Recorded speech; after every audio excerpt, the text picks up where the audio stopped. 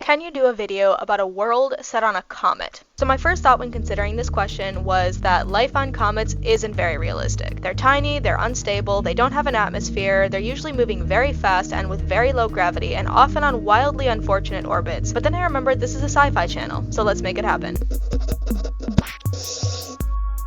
So first off, I'm going to make sure we're all on the same page about what a comet is and how they differ from asteroids. The comets we see in our solar system typically form at its outer edges in the Kuiper Belt and Oort cloud. They tend to travel in elliptical orbits that can take them very close to the sun and are made up of tightly packed dust and ice. Asteroids, on the other hand, typically have relatively predictable, stable, and mostly circular orbits that keep them neatly within the asteroid belt between Mars and Jupiter, and they tend to be made up of sturdier materials like rock and metal. So while plenty of comets do spend their entire lives in the outer solar system, I didn't spend too much time thinking about that scenario because I felt it didn't really do justice to the full potential comets can offer. Things stay relatively stable for a comet out there in the cold, but what makes comets interesting is what they do when they get close to the sun. As they approach, their surfaces heat up and begin to sublimate. This means that solid ice turns directly into gas without going through a liquid state. Jets of dust and vapor fly off a comet's surface. Dust that gets left behind packs and hardens. At this point, a comet takes on that look we think of when envisioning them, becoming a bright streak in the sky with a long tail. But there's actually more to unpack here than just a ball of ice with vapor streaming behind it.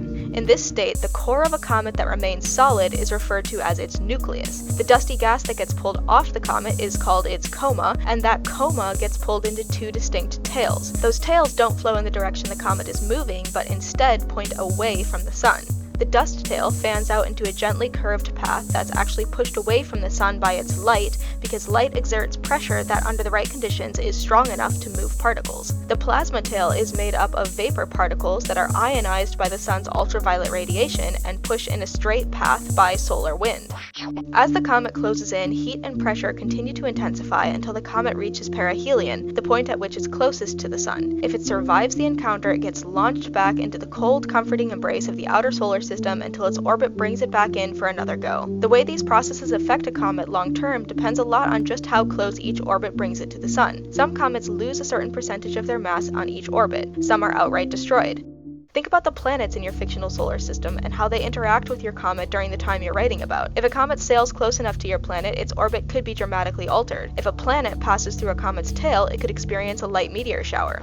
We're learning new things about comets all the time, which make them a great playground for the imagination. But if you find yourself getting lost in the variables, focus in on the details that inspire you. And with all that out of the way, let's finally get into the fictional side of things. So the first thing I thought about when trying to imagine intelligent life inhabiting a comet was that it probably didn't start there. The conditions are simply too harsh and too unstable for the evolution of life as we know it to even begin. And if it did, then what? There's just so little you can achieve when your only resources are dust and ice, especially on a surface that goes through violent changes regularly on every orbit. The only thing I could realistically imagine surviving on a comet like this was some sort of Astral Extremophile. It would have to be something that could withstand the vacuum of space and require very little in terms of nourishment. I imagined a body shaped a bit like a solar sail, which could allow it to drift through space without consuming much energy. Maybe like Earth's tardigrades or olms, it's able to enter a state where its metabolism slows down tremendously, allowing it to endure long periods of time without food. It would also need to be able to endure the great changes in speed and temperature it would experience over the course of the comet's orbit. If you wanted this creature to spend most or all of its life on a comet,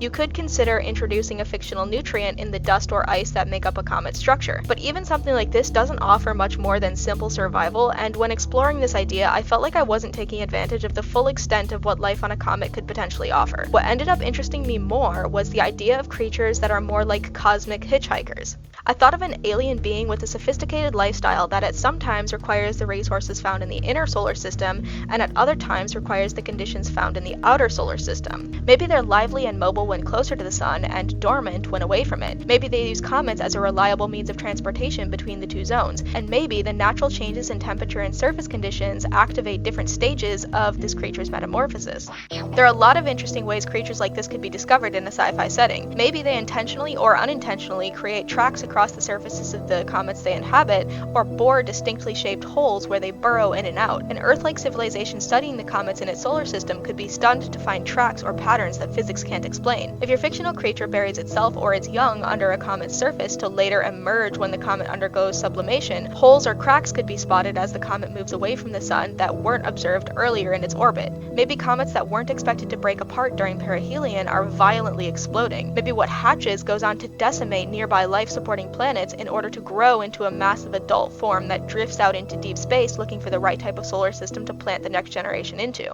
I also thought a lot about what a super advanced intelligent civilization might do to make use of a comet's potential. Maybe they use them as natural stasis pods to launch surprise invasions. Alternatively, they could use them to observe less advanced civilization without attracting attention. Or maybe they use comets in their own solar system to create elaborate vacation destinations.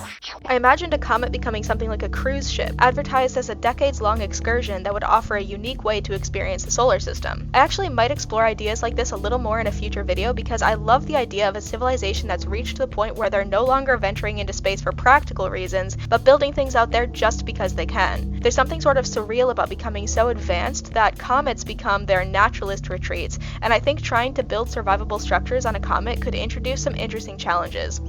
Let me know how you think I did tackling this question, because in hindsight, I'm not sure I exactly created a world on a comet, just some ideas about life forms. Before I end this video, I just wanted to take a second to say this channel is receiving so much more support than I expected and is growing way faster than I was prepared for. So I am so incredibly grateful for everyone who's signing up to be a part of this journey, and I want to let you know that I'm trying to get myself into a position to be able to put out videos more frequently for y'all in 2026. I'm a one-man team right now, so it's slow rolling and times are very uncertain, but you're showing me that we can build something here that's worth taking seriously, so thank you as always for watching, and I can't wait to see y'all in the next video.